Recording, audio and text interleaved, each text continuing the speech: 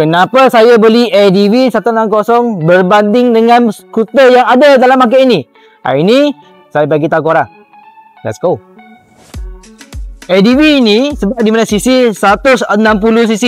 Dulu ADV dia keluar 150cc saja. Jadi dulu saya pernah bawa 150 dengan 160. Saya compare. Okey, 160 ni punya power pick up lagi kuat sikit. Okey.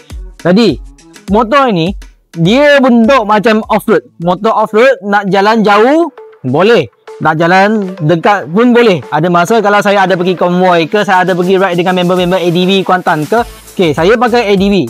Dia long distance selesa gila. Okey, kalau kita nak ride jauh, tengok posisi riding ni, dia tak tinggi, dia tak rendah sangat, dia sesuai macam ni. Jadi kita tak sakit lah. Kita rasa sangat selesa kalau kita nak pergi ride jauh. Lagipun kita dia punya absorber belakang ni dia ada dua. Jadi masa kita ride ni dia tak rasa keras, dia rasa lembut. Jadi korang tengok juga seat dia lembut gila. Okey, tapi seat ini bukanlah original punya seat. Ini seat saya dah tukar dah. Aftermarket punya ADV 160 punya seat. Okey, kalau kilang bagi punya seat dia keras.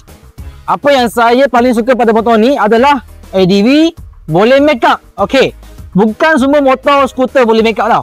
ADV ni apa yang kita boleh buat? Kita boleh tambah dalam handbar, boleh tukar windshield, boleh tukar side mirror, boleh pasang ini handguard, lever boleh pasang box juga.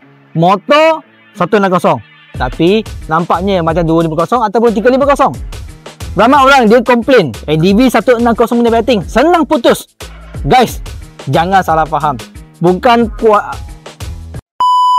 Ramai dia komplain ADV 160 punya belting senang putus. Guys, jangan salah faham.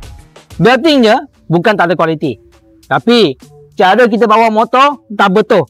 Okey, kalau korang nak tahu cara betul bawa skuter ataupun ADV 160, guys, sila tengok video sini. Saya pernah buat. Saya pernah ajar korang cara bawa skuter ADV 160. Lampu depan, signal depan, lampu belakang, signal belakang semua pakai LED.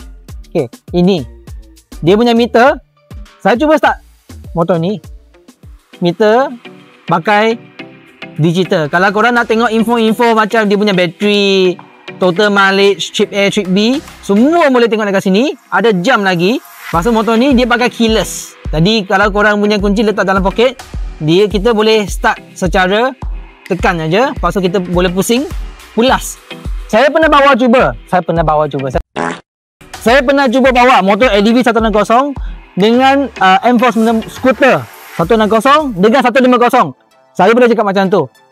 ADV 160 lagi selesa daripada M-Force punya skuter 150 dengan 160. Walaupun harga ADV 160 lagi mahal daripada M-Force punya skuter, tapi saya boleh janji kualiti ADV 160 lagi selesa. Ini pendapat saya saja tau. Korang jangan marah saya tau.